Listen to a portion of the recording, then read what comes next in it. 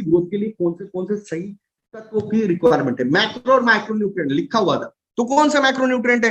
देखो मैक्रो मतलब क्या, ज्यादा मात्रा में कौन से पोषक तत्व फसल की ग्रोथ के लिए लगते हैं। तो पहली चीज है नाइट्रोजन, जो किसान भाई उनको अच्छे से पता है। एन नाइट्रोजन जो यूरिया के माध्यम से मिलता है। पोटेशियम, के phosphorus, P magnesium, calcium, sulphur, ये जो चीजें हैं ये पोषक तत्व अधिक मात्रा में फसल की वृद्धि के लिए, फसल की ग्रोथ के लिए लगते हैं। माइक्रो मतलब क्या, कम मात्रा में लगते हैं। Iron, manganese, boron, zinc, copper, निकल, मोलिब्डेनम, ये जो है कम मात्रा में मिलते हैं, लगते हैं फसल की ग्रोथ के लिए। अभी क्या ये जमीन के अंदर अवेलेबल होते हैं? यस, 100% है। तो क्या हम जमीन के अंदर ये यूरिया डीएपी क्यों डालते हैं? आपको पता है क्या यूरिया डीएपी क्यों डालते हैं? क्योंकि हमने ये इसलिए डालना शुरुआत की, जैसे ग्रीन रिवॉल्यूशन हुआ उस वक्त हमारे किसान भाइयों को लगा कि हमारा उत्पाद अचानक से बढ़ना चाहिए, तो हमारे जमीन के अंदर ज्यादा पोषक तत्व डालो। ये मैक्रो और माइक्रो न्यूट्रिएंट्स जमीन के अंदर, फर्टिलाइजर, खाद जिसे हम बोलते हैं, जमीन के एग्जाम्पल के तौर पर ही लेते हैं, एग्जाम्पल के तौर पे लेते हैं कि भाई आप यूरिया की बोरी इस्तेमाल करते हो, बरोबर, किसान भाई इस्तेमाल करते हो, उनको पता है उसके अंदर एन होता है, कितना परसेंट लिखा रहता है? 46%, 46% उसके अंदर एन लिखा हुआ है। इसका मतलब क्या, एक बोरी डालोगे तो क्या उसमें से 46 यानी कि 46 केजी उसमें से यूरिया मिलेगा क्या, एन मिलेगा क्या? नहीं।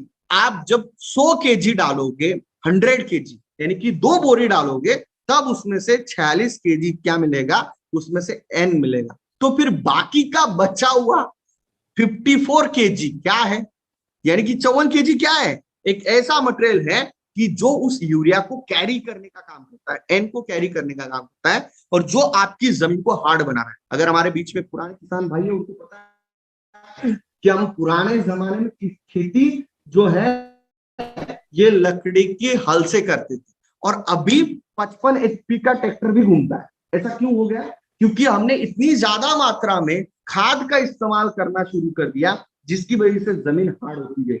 तो फिर क्या पुराने जमाने में हम ये पूरे जो है ये बाहर से डालते थे, यूरिया डीएपी सब कुछ हम बाहर से डालते थे क्या? बिल्कुल नहीं। तो ये जो थी, इसकी जो एक प्रोसेस थी, एक साइकिल थी। जमीन के अंदर कुछ ऐसे जीवाणु होते हैं, कुछ ऐसी चीजें होती है जो माइक्रो ऑर्गेनिज्म हम जिससे कहते हैं, बैक्टीरिया होते हैं, वो क्या करते हैं, नेचुरल तरीके से, प्राकृतिक तरीके से जमीन के अंदर नाइट्रोजन, पोटेशियम, ये माइक्रो न्यूट्रिएंट बनाने का काम करते हैं। लेकिन होता क्या है, हमने जैसे ही इसके अंदर केमिकल डाले, अभी केचुए हम हमारे जमीन के अंदर थे, कहां गए? सब गायब हो गए। क्यों? क्योंकि इसके अंदर हमने इतनी ज्यादा मात्रा में केमिकल डाला है कि ये केचुए का रिप्रोडक्शन सिस्टम ही ब्लॉक हो गया, बंद हो गया, नए से केचुए पैदा होना ही बंद हो गए। तो जिसकी वजह से केचुए खत्म हो गए, माइक्रो ऑर्गेनिज्म खत्म हो गए, अच्छे जीवाणु खत्म हो गए। तो ये जो नेचुरल प्रोसेस था जमीन के अंदर नाइट्रोजन बनने का, पोटेशियम बनने का, फॉस्फोरस बनने का, ये सब कुछ बंद हो चुका है। और अभी आज अगर आप बोलोगे कि मैं मेरे जमीन के अंदर यूरिया डीएपी नहीं डालूंगा, तो क्या मेरे फसल की उत्पाद उतना ही आएगा? मैं बोलूंगा नहीं आएगा। और किसानों को भी पता है नहीं आएगा। क्यों? उसको भी पता है कि अपने जमीन के अंदर ये प्रोसेस बंद हो गई। तो फिर सोल्यूशन क्या है? सोल्यूशन एक ही है, नेक्सअप के पास है, और वो है एनपीके, लिक्विड बायो फर्टिलाइजर। जिसके अंदर क्या है, जिसका बार एक क्वेश्चन आता है कि सर नाइट्रोजन, आपका जो एन का बोतल है उसके अंदर कितने प्रतिशत नाइट्रोजन मिलेगा? भाई साहब, इसके अंदर कोई भी प्रतिशत नहीं मिलेगा। इसके अंदर आपको मिलेगा बैक्टीरिया, जो कि जमीन के अंदर जाएगा, और जमीन के अंदर जाके नेचुरल तरीके से, प्राकृतिक तरीके से प्रोसेस करके जमीन के अंदर यूरिया डेवलप करने का काम करेगा, नाइट्रोजन डेवलप करने का काम करेगा, और वो फसल को देगा। और ये जो प्रोसेस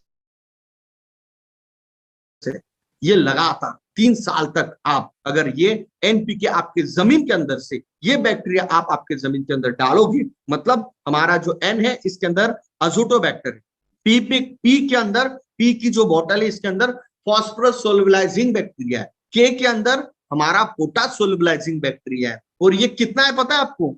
1 ml होता है ना, 1 ml, उसमें 10 का 12वां घात उतने ज्यादा मात्रा जमीन के अंदर जाके नेचुरल तरीके से जमीन के अंदर जो है ये प्रोसेस डेवलप करते हैं, साइकिल को फिर से रिस्टार्ट करते हैं और नेचुरल प्रोसेस से जमीन के अंदर एनपीके फसल को देने का काम करते हैं, पौधे को देने का काम करते हैं। तो आप बोलोगे कि क्या सर हमें जमीन के अंदर यूरिया डीएपी डालने की जरूरत नहीं है? बिल्कुल आप ऐसा अभी तुरंत नहीं कर सकते। अगर मैं आज इस साल मैंने अगर एनपीके लिक्विड बायो फर्टिलाइजर नेटसप का इस्तेमाल करता हूं तो मुझे इस साल क्या करना है, जहां पर मैं 10 बोरी इस्तेमाल करता था वहां पर मुझे खाद की 7 बोरी इस्तेमाल करना है और एनपीके इस्तेमाल करना है और उसके अंदर 6 से 7 दिन का गैप रखना है।